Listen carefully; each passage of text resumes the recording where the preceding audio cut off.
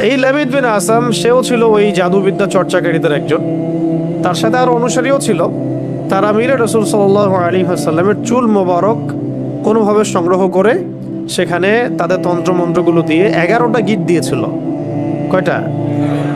11টা গিট দিয়েছিল। এবং সেই 11টা গিট দিয়ে তার একটা কুয়ার নিচে, মদিনার একটা কুয়ার নিচে, এই একটা খেজুর গাছের ডাল আর অনেক কিছু পেঁচিয়ে, হাত তার অনেক কিছু পেঁচিয়ে একদম কুয়ার পানির নিচে রেখে তার উপর পাথর চাপা দিয়ে রেখেছে। এতে করে রাসূল সাল্লাল্লাহু আলাইহি ওয়াসাল্লাম কিছুটা অসুস্থ হয়ে গিয়েছিলেন।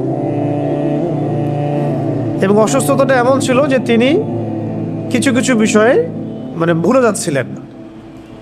যেমন কোনো স্ত্রীর কাছে গিয়েছেন কিন্তু মনে হচ্ছেন যে স্ত্রীর কাছে আমি যাই নাই, আবার কোনো স্ত্রীর কাছে যান নাই কিন্তু মনে হচ্ছে তার কাছে আমি গিয়েছি। এরকম একটা সমস্যা হচ্ছিল আর কি। এবং কিতাবে আসছে যে এই সমস্যাটা 40 দিনের মতো ছিল, আর কোনো কিতাবে আসছে 6 মাসের মতো ছিল। 40 দিন বা 6 মাসের মতো এরকম অসুস্থতাটা ছিল। তো এগুলো থেকে প্রমাণ হচ্ছে যে জাদুবিদ্যা সত্য, এগুলো চর্চা সত্য, এবং এগুলোর প্রভাব মানুষের উপর বিস্তার করতে পারে, ঘটতে পারে। এমনকি আমাদের নবী সাল্লাল্লাহু আলাইহি ওয়াসাল্লামকেও জাদুগ্রস্ত করা হয়েছে। তো এরপরে একদিন রাতে নবী সাল্লাল্লাহু আলাইহি ওয়াসাল্লাম শুয়ে আছেন এবং আল্লাহ রাব্বুল আলামিন তাকে স্বপ্ন দেখাচ্ছেন। এটা হচ্ছে ওহী, নবীদের স্বপ্ন কি?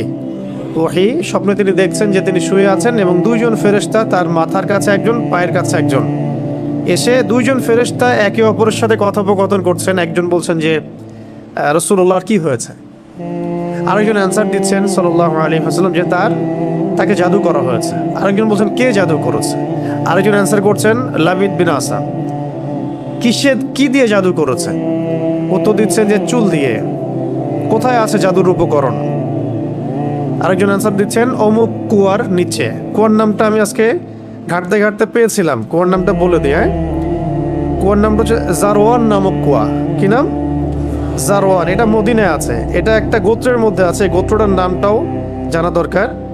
এগুলো আমি একটু ঘাটাঘাটি করছিলাম যে গোত্রের নামটা কি, কোন গোত্র এই কাজটা করেছিল। বনু জুরাইক গোত্র।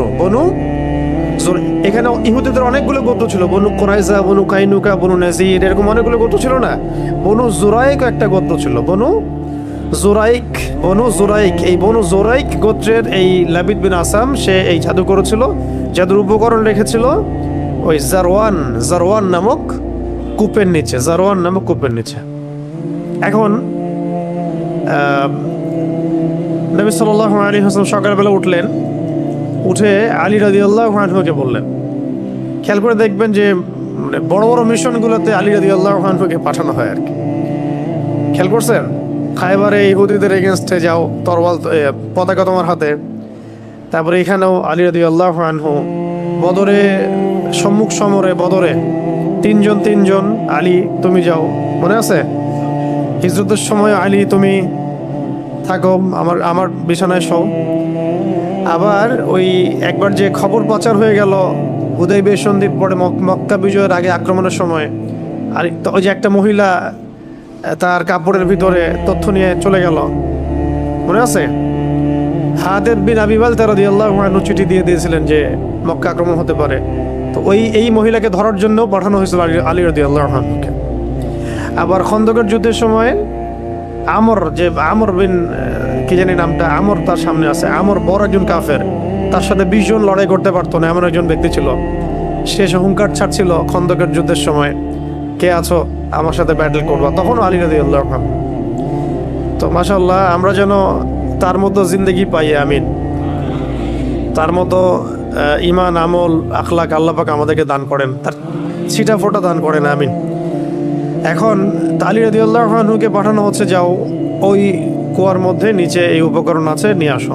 তিনি নিয়ে আসলেন। নিয়ে আসার পরে এই সূরা দুটো নাজিল হতে থাকলো।